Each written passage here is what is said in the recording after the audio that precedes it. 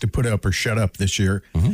I'm going to add somebody to that group. Clyde Edwards-Helaire. Definitely, yeah. And I feel like people have somewhat forgotten about him. This is still a talented guy. Yeah. So if he's healthy, I know Chiefs fans are really down on him right now. I hear him almost mentioned as an afterthought at this point.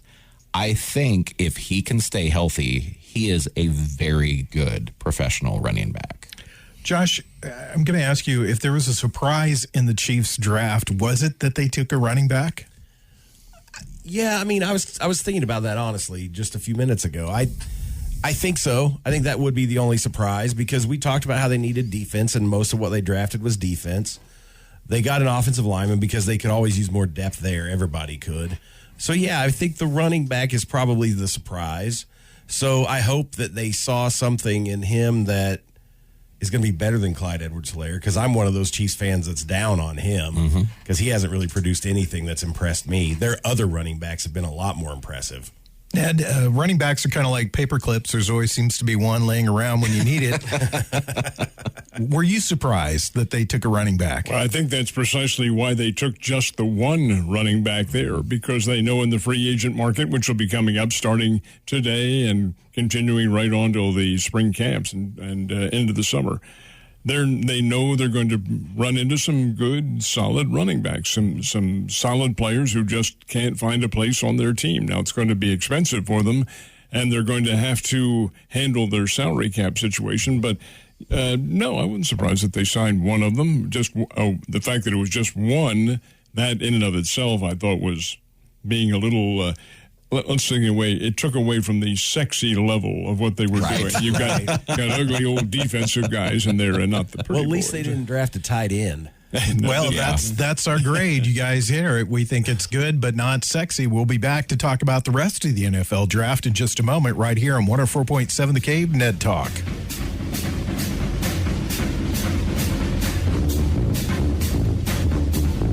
You're listening to Ned Talk on 104.7 The Cave, part of the Kansas City Chiefs radio network. Back to Ned Talk on 104.7 The Cave. A proud member of the Kansas City Chiefs radio network. You were absolutely right. Once again, Mr. Reynolds, we were discussing off the air how many picks Georgia got in the draft. 15. So you win a hearty handshake and a slap on the back. Congratulations. Congratulations for that. How long do I have to wait for that first prize? Yeah, you do have to wait for that. Let's talk about the rest of the draft because it was interesting. I think the team that everybody considers had the best draft was the New York Jets. But the other thing that was really interesting to me was the big name receivers that got traded during the draft. Were you surprised? I certainly was, and pleasantly so, because the J.R. Brown from the Tennessee Titans goes to the team that everybody loves, the green and white. Thank you. What a great trade that Philadelphia made. Now, they gave up, I'm sure, some valuable items. But here they added to their receiving corps. This guy's an outstanding receiver. And he goes from Tennessee to Philadelphia. There were others who figured into that whole receiving corps mix of big names being traded around. The one from the Baltimore Ravens to, where did he go? Went to the Cardinals. The Cardinals, Arizona. Yeah, Kyler Murray. Because he's Murray's receiver. And it's Marquise Brown, I think is his name, if I'm not mistaken. Marquise Brown. And that was not received well by the QB at Baltimore, Mr. Jackson, but he's not running the show. The front office is. So, and everybody makes adjustments. There are going to be situations in which you see your friends, it's a profession. For heaven's sake, that does happen.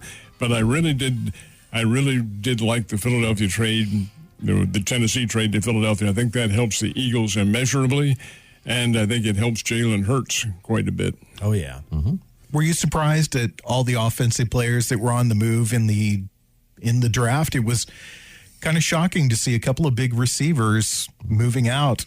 What did you think of that, John? I wasn't shocked, to be honest, because with every domino fell after Devontae Adams signed and after Tyreek Hill signed his new deal. You heard there were 5 or 6 players that were going to sit out camp until they got better deals. A.J. Brown was one of those. Deebo Samuel's still one of those. Marquise Brown, I read an interesting story. He actually requested a trade. And I don't know that he and Lamar Jackson have talked about this to this point, but he had a good point. They're friends, but in that offense, is he really getting showcased as much as he could be in another offense? And I think he wanted to test it somewhere else that might be more pass-friendly and see what he could put up. So I don't blame him necessarily, and I'm not surprised by it at all. Deebo Samuel, I don't think is going to be traded. For one thing, it is a trade. It's not a free agency. That's right. And the 49ers front office has said, we're not going to let him go. Yeah. Why? If the guy doesn't want to play, then he can sit out and then make his own deal next year, which is not going to happen. Or he can honor his contract with us. So, no, I think he suits up for the 49ers, and I think the 49ers have a very, very good team. Very good team. Josh, what did you think of the record-setting day that Georgia had? Josh is an Alabama fan, in case Everybody knows that. Good for Georgia, whatever. that's all you got to say. I got nothing to say about it. Who cares? Who's the big Alabama player taken in the draft this year? Probably Jamison Williams. Yeah, I think Williams, yeah. Probably James. The one that everybody wanted the Chiefs to get, but they didn't trade up for? Right, yeah, which they probably didn't need to. So, No. you know, he'll be a good NFL player, and 9 out of those 15 Georgia players won't ever play in the NFL. So. What, Ned, what's your thoughts on the lack of the quarterback position being drafted this year? It won't be next year. That's because all the top quarterbacks are underclassmen and are staying in. Now, I can't say all of them. That's a little bit unfair. But the vast majority of those making headlines are still in college, still going to play another year of college football, and then come out next year, and then you'll see a glut of outstanding quarterbacks. And I think the NFL realizes that, and that's why they were perhaps a little bit more conservative with what they did with their dealing and so forth. After all, you've got to check your monetary resources too, and knowing fully well that many of those big name quarterbacks will be available next year. Hey, we'll be ready for them. What was your biggest surprise in all the draft? Anything shock you at all? Anything you said, hey, I didn't see that coming? The trade that Tennessee made with Philadelphia, but that's really the only thing. And I'm not a big draftnik like some of the other people. Yes, that's how teams rebuild. Mike the intern. No, he's passionate toward one team and studies it pretty well. Mike does a good job and is very knowledgeable of this. But there's everybody looks at things in a different way, and I'm an old man, so I date back to the old days when this was not such a big deal. You watched it on the Associated Press teletype, and look who they got in round 4 here. Yep. Look who they got in round 18 here, and so forth. That was when it went beyond 7 rounds. This is a made-for-television deal. Yes. I think you've got guys I've never heard of before, like Mel Kiper Jr. coming in. Where's Mel Kiper during the baseball All-Star game of the World Series? You mean he's studying the draft every single damn day there is? Yeah, buddy, you need a life if that's the case. That's all he is. but you get people who are the supposed experts on this. Then you spend 10 to 15 to 20 minutes talking about the physical attributes. This is rubbish. Come on, people, they can play football or they can't. Simple matter of that. What did you think of? What's your thoughts on no quarterback being taken until the second round? We keep saying the Chiefs draft wasn't sexy. I want to be completely honest about this draft. This whole draft wasn't sexy because there weren't the marquee quarterbacks available. There wasn't really a marquee running back to me that was available. And the wide receiver core out there was good. Jamison Williams is definitely the prize of that. And one of my friends who's a big Lions fan, Chris Harbour, he was really disappointed that they traded up to get Jamison Williams. And I kind of talked him off the ledge because that is possibly a generational player they drafted. Now, who's going to throw him the ball? That's another story. So, if I were the Lions, I might be knocking on the Browns' door and saying, hey, I know you've ticked off this Baker guy. Maybe you'd like to make something happen. But quarterbacks definitely fell in this draft. I mean, the first one taken was in the 3rd round. It was Desmond Ridder from Cincinnati. Yeah. The only quarterback that I heard talked about extensively was Malik Willis from Liberty, and he fell to the 22nd pick in the 3rd round and went to the Titans. So nothing about this draft was sexy. It was mainly defense, offensive line, and secondary. But that's what teams needed, and the other personnel just was not out there outside of Jamison Williams. What are your thoughts about that, Josh? I think defense is sexy. I love watching linebackers cream quarterbacks. I mean, I enjoy a really good defense more than a really good offense. That's just the way I've always been. And so I think this was a great draft because of that, because these teams did finally realize, don't take the flashy player and hope you can make it work. Take the players that you need so that you know you're going to make it work. Mm-hmm. And so I like it, and the fact that no quarterback, I mean, like Ned's saying, next year is going to be huge for quarterbacks because all these guys were underclassmen. So this year, nobody needed a quarterback. Plus, we just had that huge class of quarterbacks that are all stellar, that just came out and are all performing great. So this is that interim year where there's not another big batch of quarterbacks because they haven't proved themselves in college yet, but they will. John brought up Baker Mayfield. Are you surprised? I mean, do you think Baker Mayfield's going to be traded? Or is he just going to be relegated to being a backup quarterback for the rest of his career? He's not a backup quarterback. Oklahoma doesn't erect statues to guys who are backup quarterbacks, which they did, and they did that last week in their parking lot.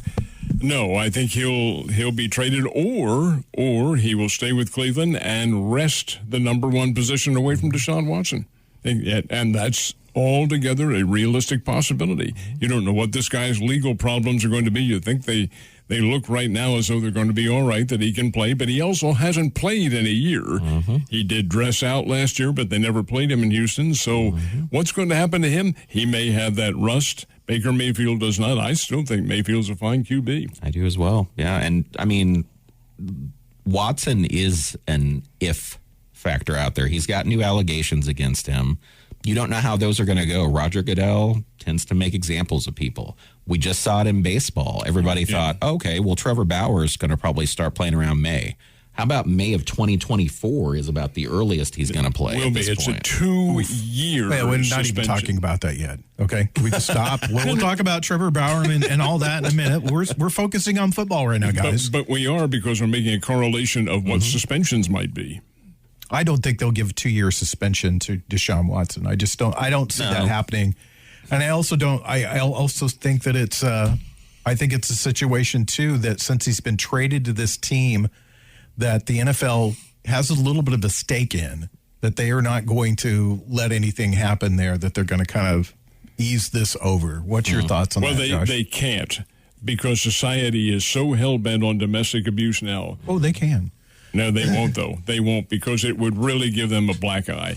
So you can't do that. Watson is going to have to absorb some kind of penalty. Now, it may be monetary. They may not suspend him. They may find him $100,000, $150,000, or whatever. I'm saying that for a argumentative point. But I do think he comes up with some kind of penalty. Goodell is noted for doing that, sitting down and handing out some tremendous penalty of some sort like this. And as a result, he may or may not play this year. I think there's a genuine possibility that he does not. Really? You think that? I do. And it's not to say it's not going to happen, but I think it's a possibility that it could. And John thinks so too. I would think I think that Cleveland would have gone to Goodell and said, "Hey, what are you doing? Right. What's your thoughts? Where's your mindset with this?" And I mean, again, let's not mistake that the NFL has a stake in the Cleveland Browns. They do. Well, Joe, the fact that the Browns have done nothing with Baker Mayfield except kept him on the team tells you something. Yeah. That says something right there. Yeah, that's what I was going to say. Is I feel like the Browns organization is waiting to see what is going to happen with Watson before they decide what they're going to do with Baker Mayfield. If I was Baker Mayfield, I'd flip him the bird and say, "Get me out of here." He has. It's a slap in his face for what they did anyway. And some team like Detroit, he would be a superstar there. They would love him. He can talk all he wants. He's under contract. I know. He can't go anywhere. All right, when we come back, we'll finally talk about baseball. It's Ned Talk on 104.7 The Cave.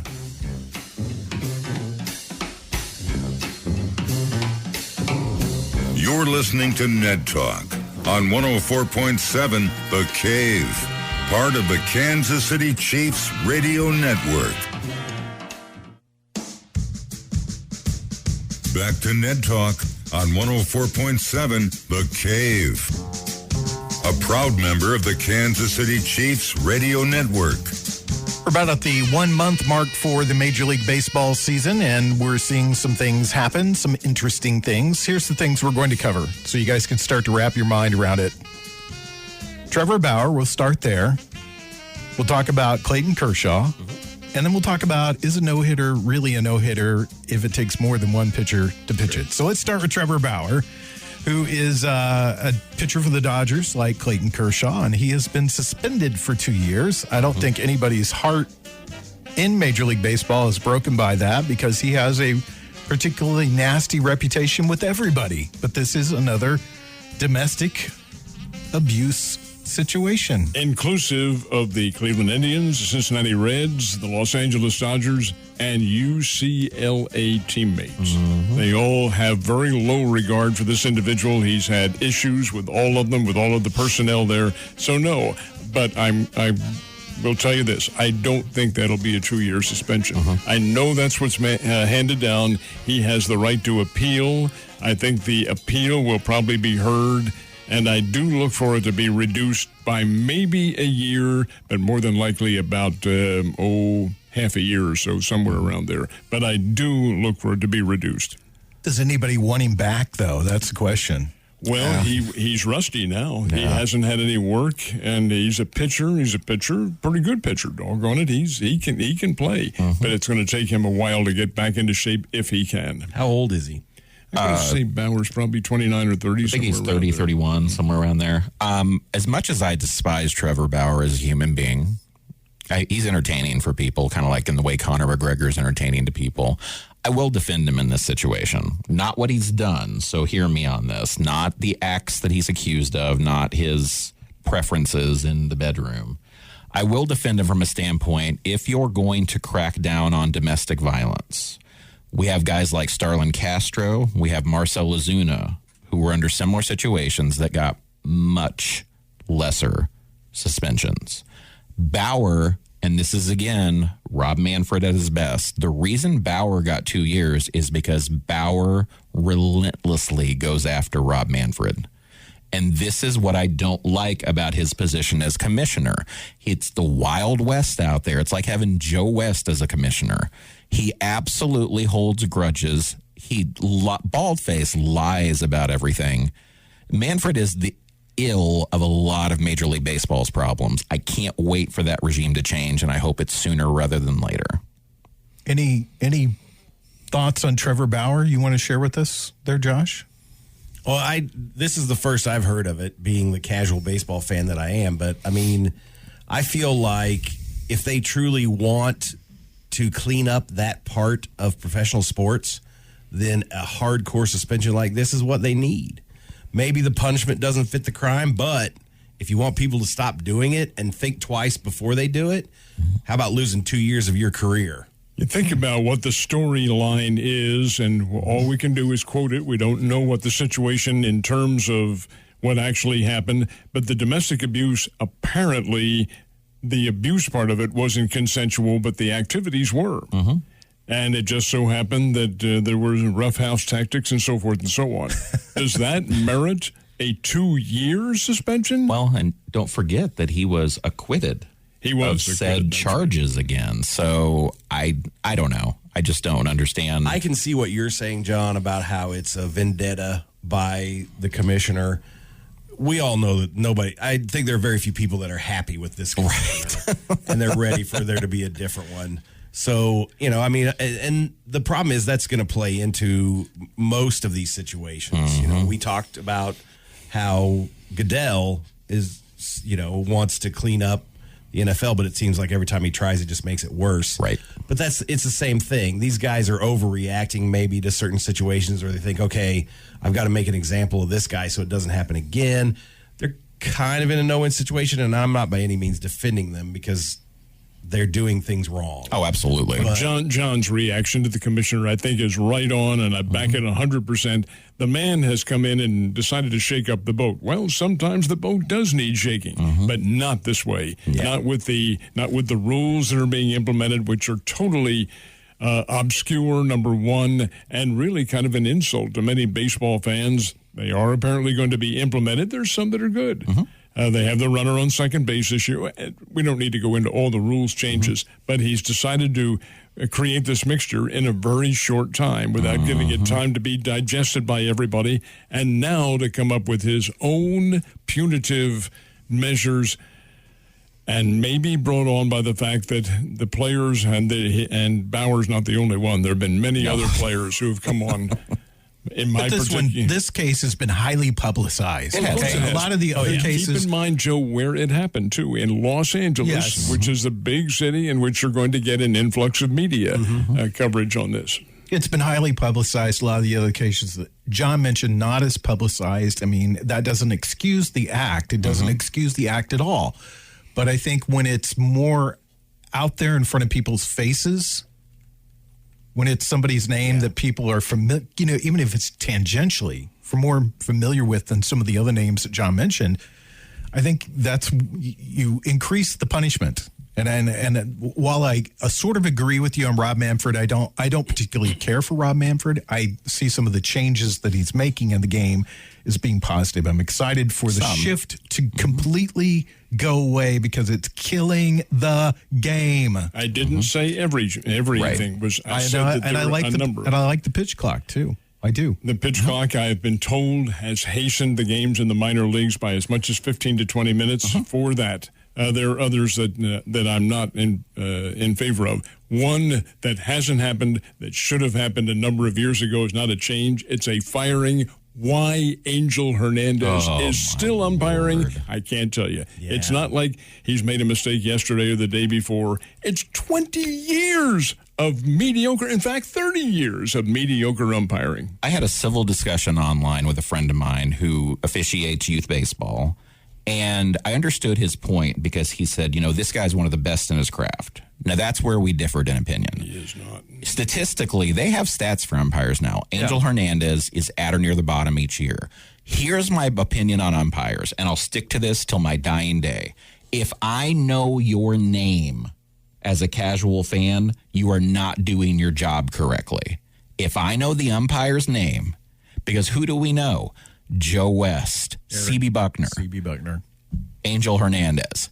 If you are making it about you and a showcase of you, you shouldn't be umpiring. And that's exactly why Angel Hernandez is detrimental to baseball. I echo the statement that the great Jack Buck made about back in 1999 or 2000, when Big Mac was thrown out of a game on a Saturday afternoon when he's going for the home run record.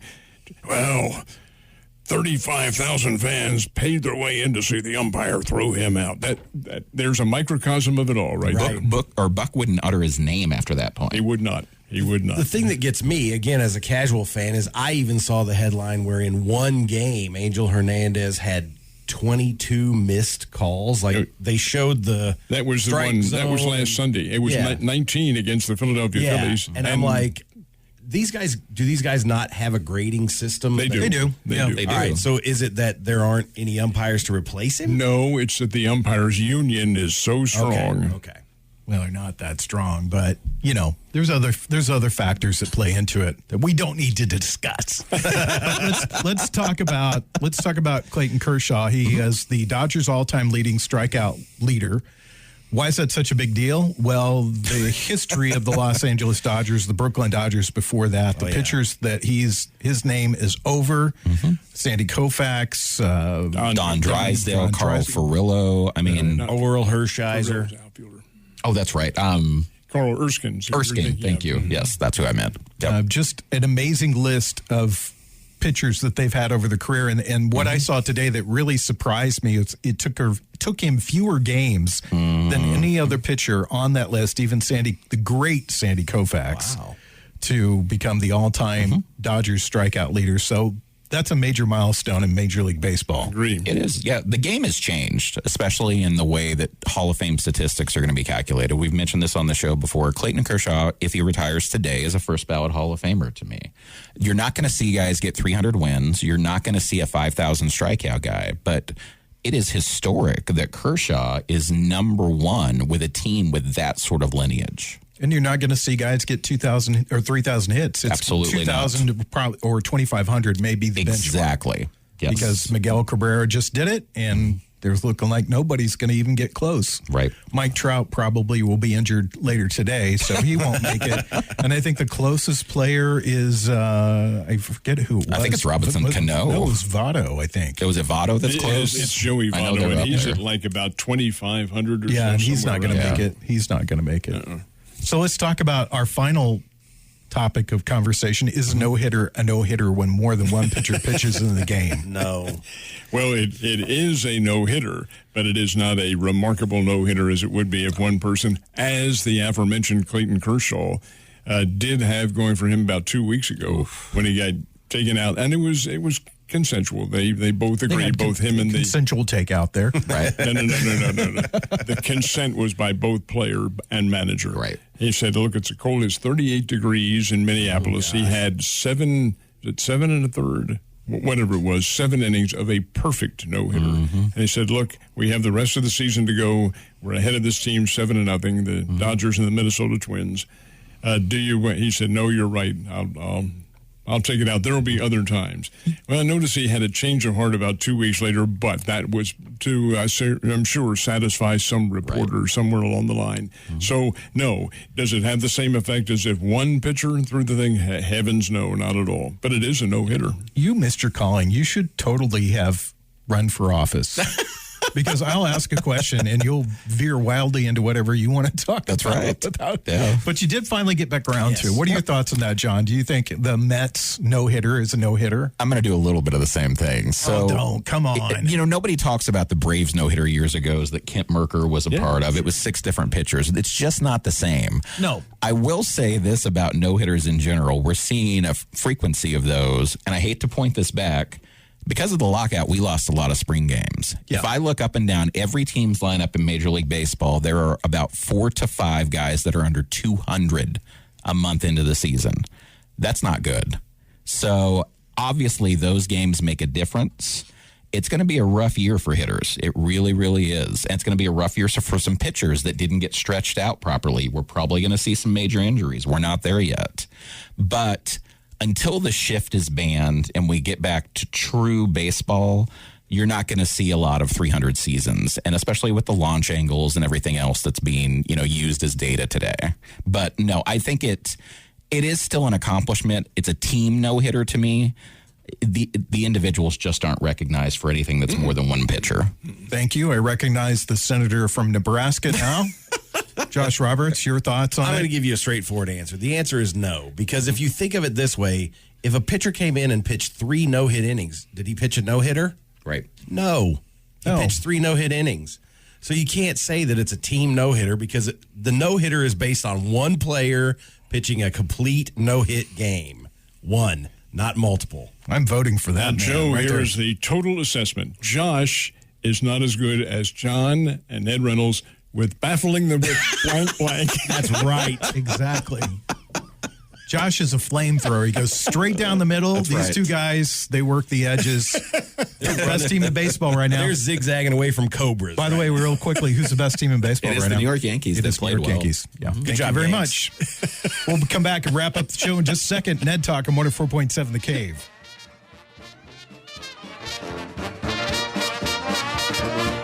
You're listening to Ned Talk on 104.7 The Cave, part of the Kansas City Chiefs radio network. Back to Ned Talk on 104.7 The Cave, a proud member of the Kansas City Chiefs radio network. Ned Reynolds has told us he would like to plug something, so we'll let him do that. The Springfield Cardinals are playing their final road game of this particular series today down in San Antonio, Texas. Come home to start a home series on Tuesday night with the Northwest Arkansas Naturals. That's Kansas City Royals AA Farm Club. That is our first telecast of 12 this year. So, and it's most unusual for us to have one on a weekday night. Well, we are going to have several of them this year that are weekday nights. So if you're not going to the ball game, we hope you are, and we hope the weather is great. But the fact of the matter remains, we will have that one on TV for the first time, KYCW 15. Perfect. Well, I want to plug something too. Want to mention that our sister station, 105.1. The Bull is the home for the St. Louis Cardinals, and you can always tune away and listen to the games, but you have to promise all of us that you'll come back, because we'd miss you if you didn't come back. So tune away, listen to the game, and then come back and listen to us. So, Ned, what are you going to do with the rest of your afternoon? Okay, you're going to do some weeding this afternoon? Is that what you're saying? Because of the recent damp weather, and then sit on my can for a while. There you go. Okay, what are you going to do, John? I think I'm going to redesign my Oliver 2024 signs for my political run I'm planning. Right. Sounds like a good plan. What about you, Josh? Oh, I guess I'm going to start my own cult. That's fair. That's fair. How's that sound? Okay. The cult of Joshism. How's the Kool-Aid where you're at? All right. It's Well, I'm tasty. gonna try to remember how all the buttons in the studio work and get a little primer on myself about that. And then I think I'm gonna go home and have some lunch and maybe try to rearrange some records. So I'll see you guys. Actually, we won't be here next Sunday. We are taking a week off. Ned has a prior obligation. Did you say you're drinking? No, won't be in this You case. have a hand sign over there, and I wasn't sure if you're like, No, I'm it's- going to be drunk next Sunday, No, so that we're was not doing the show. Hey, it's It me. is my fault that we're. Yeah. Well, it's can't always be your here. fault that we're here. Well, This isn't called Joe and Josh Talk. Right. Yeah, it is. It's a Bears baseball game with Southern Illinois, which is going on that ESPN 3 network. So I'll be doing that one. ESPN 3? You're on the 4-letter network? I am. Wow, Ned, is this your first time in the 4-letter network? No. We've been on it. When have you been on in the before. past? A couple baseball games. We've Have you done ever been on for anything else? basketball. Yep. Sure. Wow. Ned's big Yes. timing us again. That's big time. No, Big guys. time. I assure you, ESPN 3 is very, very, very far away from. Well, you're not on the Ocho. That's what I was about ready to say, yeah. Not on the Ocho. Ocho, so you're... What you're is the Ocho? Oh, there's a movie called ESPN. Dodgeball where they have ESPN the Ocho, which is broadcasting professional dodgeball. you're not Ain't on the that Ocho. one, guys. Yeah. All right, so 2 weeks, we'll be back in the studio. I'm sure Jake will show up next week and it'll be, where's everybody at? But we won't be here next week, so you can just listen to Jake open the mic and say, where's everybody at? So thanks to Mike the intern, Brian Tyndall, Corbin Campbell, and Nick Fury. I'm leaving you with Boston. Don't look back. 104.7 The Cave.